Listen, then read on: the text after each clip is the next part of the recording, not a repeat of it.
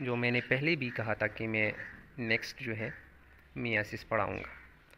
तो जैसे मैंने पहले वीडियो में बताया था माइटोसिस के बारे में, तो माइटोसिस और मियासिस दोनों में डिवीज़न ही होती है सेल की, लेकिन माइटोसिस में डिवीज़न होती है सोमेटिक सेल्स की। मतलब जितनी भी बॉडी सेल है जब उसकी डिवीज़न होती है वो माइटोसिस के थ्रू होती है, जबकि मियासिस के थ्रू जो जर्म सेल्स होते हैं उसकी डिवीज़न जो है वो मियासिस के थ्रू होती है। तो एक तो ये फ़र्क जो है वाज़ेह है कि माइटोसिस और मियासिस में जो है दोनों में डिवीज़न ही होती है, लेकिन माइटोसिस में सोमेटिक सेल्स की डिवीज़न होती है जबकि मियासिस में जर्म सेल्स की डिवीज़न होती है। दूसरा फ़र्क जो है इसमें जो वाज़ेह फ़र्क है यही है कि जब माइटोसिस में डिवीज़न होती है तो माइटोसिस में जब सेल्स बनते हैं डॉटर सेल, तो उसमें इक्वल नंबर ऑफ क्रोमोसोम होते हैं जितने पेरेंट सेल में होते हैं, मतलब डिप्लॉयड जो है वो सेल्स होते हैं। जबकि मियासिस में जो डॉटर सेल्स बनते हैं वो पोर बनते हैं, जबकि माइटोसिस में 2 बनते हैं।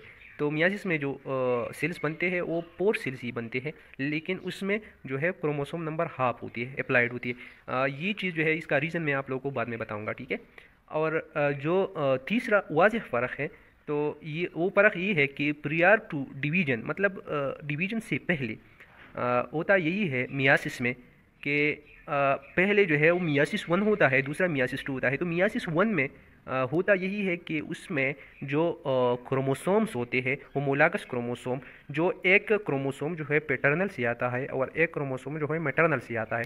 तो पहले इसकी रिकम्बिनेशन होती है। रिकम्बिनेशन का मतलब है कि शफलिंग ऑफ जीन्स होती है between the two homologous chromosome which comes from both paternal and maternal. Okay. तो ये तीन जबकि माइटोसिस में ये चीज़ नहीं होती, रिकम्बिनेशन का कॉन्सेप्ट जो है वो माइटोसिस में नहीं है। तो ये तीन फ़र्क है, एक रिकम्बिनेशन का, एक हाफ नंबर और हेप्लाइड सेल्स का और डिप्लॉयड सेल्स का, और तीसरा जो फ़र्क मैंने आप लोगों को बताया था तो वो सोमेटिक सेल्स का और जर्म सेल्स का जो है ये तीन वाज़ेह फ़र्क है। और ये चीज़ जो है आप लोगों को पहले जो है ये फोकस रखना चाहिए, क्योंकि अगर आपको आगे जो है मैं टॉपिक समझाऊंगा तो अगर ये चीज़ आप लोगों को समझ आएगी तो फिर आप लोगों का जो है वो आप लोग कंफ्यूज नहीं होंगे माइटोसिस और मियासिस में। तो चलो मियासिस की तरफ आते हैं। तो फर्स्ट ऑफ ऑल जो इसको हम रिडक्शन डिवीजन भी कहते हैं, क्योंकि रिडक्शन डिवीजन हम इसके लिए कहते हैं क्योंकि इसका जो पेरेंट सेल होता है उसमें क्रोमोसोम नंबर जो है वो मतलब डिप्लॉयड सेल होता है, जबकि जब डॉटर सेल्स बनते हैं तो एप्लाइड्स बनते हैं और उसमें नंबर ऑफ क्रोमोसोम हाफ होते हैं। तो क्रोमोसोम जो है पेरेंट सेल में पूरे होते हैं और जो डॉटर सेल में उसमें हाफ होते हैं, तो इसलिए इसको रिडक्शनल डिवीजन भी कहते हैं। और ये जो है सेक्सुअली रिप्रोड्यूसिंग ऑर्गेनिज्म जो होते हैं, मतलब सेक्सुअल रिप्रोडक्शन, जो ऑर्गेनिज्म सेक्सुअल रिप्रोडक्शन करते हैं, सेक्सुअल रिप्रोडक्शन का मतलब है जिसमें गैमीट्स इन्वॉल्व होते हैं जैसे स्पर्म्स एंड एग।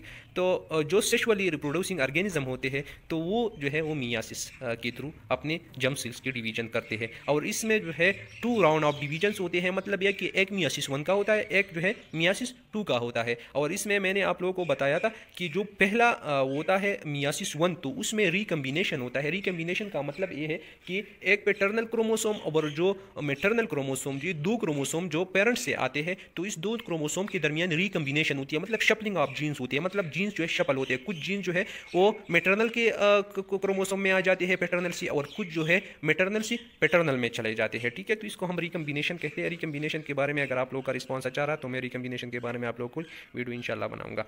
फिर उसके बाद जो है जो मियासिस 2 होता है, तो मियासिस 2 में क्या होता है कि मियासिस 1 में जो 2 डॉटर सेल्स बने हैं तो वो 2 डॉटर सेल फिर डिवाइड होंगे, और जब वो डिवाइड होंगे तो वो जो डॉटर सेल्स बनाएंगे उसमें जो है क्रोमोसोम का नंबर क्या होगा, हाफ होगा। मैंने आप लोगों को बताया था कि इसका आंसर मैं दूंगा कि क्यों हाफ होता है, क्योंकि जब फर्टिलाइजेशन होता है तो फर्टिलाइजेशन में क्या होता है कि स्पर्म से जो है एक स्पर्म का सेल और एक ईग का सेल, तो ये जब दोनों आ जाती है तो दोनों में अप्लाइड नंबर ऑफ क्रोमोसोम होते हैं 23, स्पर्म सेल्स में होते हैं 23, एक सेल में होते हैं। तो ये दोनों जब फर्टिलाइजेशन करते हैं और जाइगोट बनाते हैं तो ये जो है एक मुकम्मल क्रोमोसोम, एक डिप्लॉयड जाइगोट बनाते हैं। तो इसी वजह से इसमें स्पर्म सेल्स और उआ जो सेल्स होते हैं, एक सेल्स होते हैं, इसमें हेप्लॉयड नंबर ऑफ क्रोमोसोम इसीलिए बनते हैं, क्योंकि अगर दोनों डिप्लॉयड सेल होते तो क्या होता यही कि फिर जो है डिप्लॉयड नंबर ऑफ क्रोमोसोम आते और जाइगोट क्या हो जाता, उसमें 46 की बजाय कितने क्रोमोसोम आ जाते, तकरीबन 92 क्रोमोसोम आ जाती है। तो इसलिए जो है मियासिस में यही होता है कि दूसरी डिवीजन में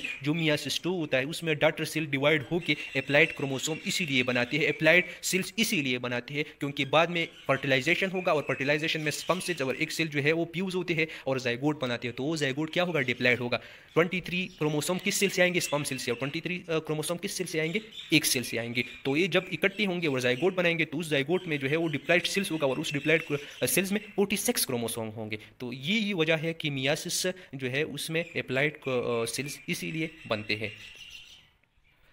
अगर आप लोगों को याद हो इंटरपेज में कि उसमें जो एस पेज होता है तो उस एस पेज में क्रोमोसोम जो है वो डुप्लीकेट हो जाती है। क्यों डुप्लीकेट हो जाते हैं तो उसका जो है अब हम उसको डिस्कस करेंगे। तो उस इंटरपेज में जो है क्रोमोसोम क्या हो जाते हैं, डुप्लीकेट हो जाते हैं। तो डुप्लीकेट का मतलब ये कि रिप्लीकेट, एक क्रोमोसोम रिप्लीकेट हुआ, दो बन गए, तो वो दोनों एक जैसे होंगे। क्या होंगे, दोनों एक। तो एक उसी को हम होमोलागस क्रोमोसोम कहेंगे। क्या कहेंगे, होमोलागस क्रोमोसोम कहेंगे। और एक पैटर्नल से आ गए, एक मैटरनल से आ गए, तो दो होमोलागस क्रोमोसोम जब एक दूसरे के साथ इंफॉर्मेशन चेंज करेंगे और जेनेटिक चेंजेस आएंगे और शफलिंग करेंगे, रिकम्बिनेशन करेंगे, तो उसको हम क्या कहते हैं, क्रॉसओवर कहते हैं। और ये फर्स्ट डिवीजन जो है मियासिस 1 में होता है। लेकिन जब ये सेल डिवाइड होती है तो क्या होता है, एप्लाइड सेल बनती है। तो एप्लाइड सेल कैसे बनती है, एप्लाइड सेल इसी तरह बनती है कि एक क्रोमोसोम जो है वो डुप्लीकेट हुआ था तो क्या बना था, 2 सिस्टर क्रोमेटिड बने थे। ठीक है, तो फिर जब एप्लाइड कैसे बनेंगे, वो 2 सिस्टर क्रोमेटिड थे, वो कियाजमेटा पे एक दूसरे से के साथ अटैच हुए थे, मतलब सेंट्रोमियर पे एक दूसरे के साथ अटैच हुए थे। तो वो जब सेपरेट होंगे तो एक सिस्टर क्रोमेटिड एक सेल में चला जाएगा। तो इसी वजह से जो है वो एप्लाइड सेल्स बनेंगे। अच्छा, फिर अब हम चलते हैं जो है मियासिस के एरर में कि मियासिस में जब एरर आ जाता है उसको एन्यूप्लॉइडी कहते हैं कि एबनॉर्मल नंबर ऑफ क्रोमोसोम। मतलब ये कि अगर परस करो हमें 46 क्रोमोसोम डिप्लॉइड ज़ाइगोट में आ जाता है तो उसमें जो है वो नॉर्मल नंबर ऑफ क्रोमोसोम है कि 23 स्पर्म सेल से, 23 ओवा सेल से, एक सेल से, तो क्या बने, 46 क्रोमोसोम बने। अगर ये 46 क्रोमोसोम के साथ ये होता है कि एबनॉर्मल क्या होगा, एबनॉर्मल नंबर ऑफ क्रोमोसोम क्या होंगे, अगर 47 हो गए या 45 हो गए तो एबनॉर्मल नंबर ऑफ क्रोमोसोम होंगे। तो इसी वजह से फिर जो है मिसकैरेज भी हो जाता है, ठीक है, बेबी लॉस हो जाता है और ज़्यादातर जो है डेवलपमेंट डिसेबिलिटीज़ भी आ जाती है, जैसे डिसजंक्शन होता है डाउन सिंड्रोम में। और उसी वजह से जो है फिर ये भी है मियासिस का जो है एन्यूप्लॉइडी है। Next, before going to the phases of meiosis, you must understand these things. Like you see in the first brown chromosome, you see a homologous chromosome. You see two different homologous chromosome. One is the blue and another is brown. And you can see it is labeled as a 1, 2, 3 and 4. Okay. So brown chromosome जो है ये एक homologous chromosome है, इसमें 2 sister chromatid है। ठीक है, जो ब्लू क्रोमोसोम है तो ये जो है अनदर होमोलागस क्रोमोसोम है और इसमें भी 2 सिस्टर क्रोमेटिड है। ठीक है, तो सिस्टर क्रोमेटिड का जो है आपको अंदाज़ा होना चाहिए कि एक जो थ्रेड है ये सिस्टर क्रोमेटिड है। ठीक है, इसको हम सिस्टर क्रोमेटिड कहते हैं और ये जो है हाफ क्रोमोसोम होते हैं। ठीक है, जबकि दूसरा जो है इसके साथ डुप्लीकेशन होती है एस पेज में, जो इंटरपेज में होता है। ठीक है, तो अगर एक ये homologous chromosome whole as a whole, जो आप ब्राउन को देख रहे हो, तो ब्राउन एज ए होल जो है ये एक क्रोमोसोम हो गया। ठीक है, और फिर उसके बाद जो है ये ब्लू को देख रहे हो तो ये दूसरा क्रोमोसोम होमोलागस क्रोमोसोम हो गया, जैसे ये मैटरनल से आया और ब्राउन पैटर्नल से आया हो। ठीक है, तो ये दोनों क्रोमोसोम जो है ये 2 सिस्टर क्रोमेटिड जो ब्राउन का है और ये जो है जिस पॉइंट पे एक दूसरे के साथ अटैच होते हैं तो इसको हम सेंट्रोमियर कहते हैं। इसी तरह जो है दूसरे में भी है। तो ये कैज़मेटा किसे कहते हैं कि जब 2 and 3, 2, 3 का मतलब है कि 2 पैटर्नल क्रोमोसोम है, सिस्टर क्रोमेटिड है। ठीक है, और 3 जो है मैटरनल सिस्टर क्रोमेटिड है। तो एक दूसरे के साथ क्रॉसिंग ओवर करते हैं और क्रॉसिंग ओवर में क्या होता है, जिस पॉइंट पे क्रॉसिंग ओवर कहते हैं उसको हम कैज़मेटा कहते हैं। ठीक है, और इसमें फिर शफलिंग हो जाती है, जो मैंने आप लोगों को बताया था कि रिकम्बिनेशन हो जाता है। इसमें जेनेटिक सीजर्स होते हैं और वो जेनेटिक सीजर जो है इसको काट देते हैं और वहाँ पर जो है फिर लाइगेशन एक और फिनोमेना है और लाइगेशन पे इससे ये जो है ये जो जीन्स का जो पार्ट है या क्रोमोसोम का जो पार्ट है ये अटैच हो जाती है। ठीक है, तो अगर आप जो है लास्ट में देखो तो इसका जो है एक पोर्शन जो है ब्राउन का जो है ब्लू में चला गया है और ब्लू का जो है वो ब्राउन में चला गया है। ठीक है, तो इसका जो है क्रॉसिंग ओवर आप लोगों को समझ आनी चाहिए। ठीक है, फिर उसके बाद कैज़मेटा, सेंट्रोमियर और उसके बाद जो है सिस्टर क्रोमेटिड। ठीक है, आगे चलते हैं पेजेस की तरफ कि इस मियासिस में जो है कुछ पेजेस तकरीबन सेम ही होते हैं मियासिस 1 एंड मियासिस 2 में, लेकिन मियासिस 1 में मैंने आप लोगों को बताया था